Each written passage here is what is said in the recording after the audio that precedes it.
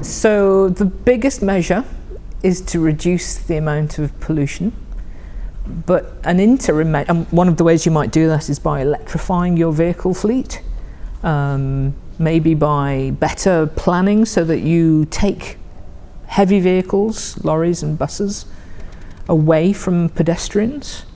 But as an interim measure, one possibility is to use specially selected plants, which are very effective at capturing and removing some of the particles from the air pollution.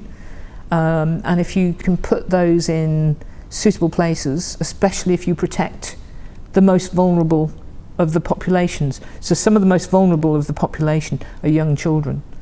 So I know plenty of places in the UK where primary age school children, their school and their playground is right next door to a very big and very busy road. It's the worst place you can have young children.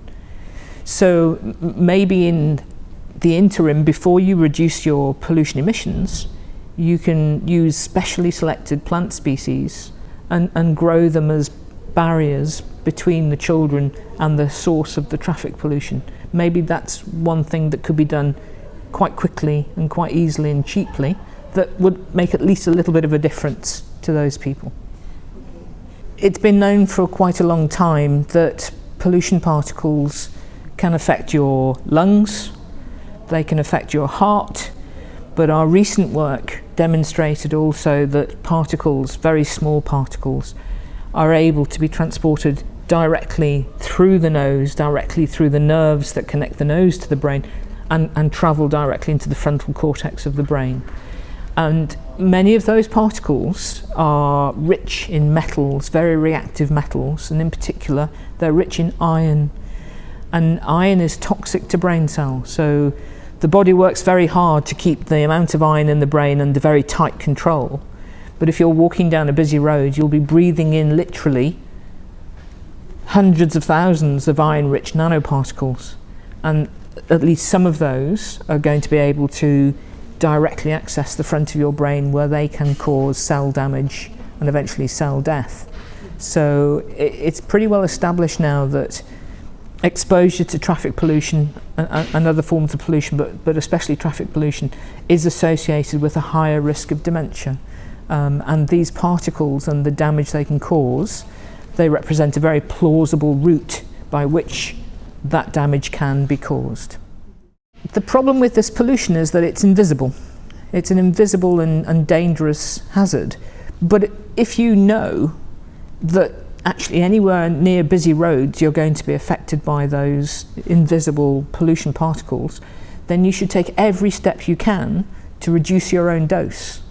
And whatever you can do, so if you don't need to commute at the busiest times of day, or if you can take an alternative route, if you're walking, even if you step 1.5 meters away from the curbside, your dose will be reduced. It sounds strange, but if you walk on the downhill traffic side of the street rather than the uphill side, then the vehicles are not working so hard on the downhill side and they produce less pollution. Certainly trying to avoid wherever vehicles are constantly braking and accelerating again, that's where you'll get a hot spot of pollution.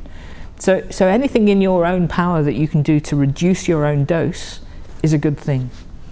It's very difficult. So I believe in London that the low emission zone that was created in London has not produced the expected fall in the amount of particulate pollution that was hoped for and anticipated by that policy. And so it may be that the most polluting vehicles are still using that area. So many of the particles are actually being produced by lorries and buses, as well as by older cars.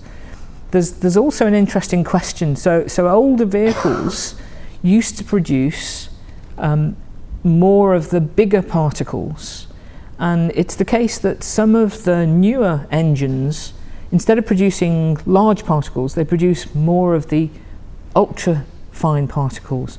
So there may be an inadvertent worsening of the problem through technology actually producing more ultrafine particles rather than fewer of the larger particles. So that there's work needed to understand exactly what sort of pollution control measures are actually going to be the most effective.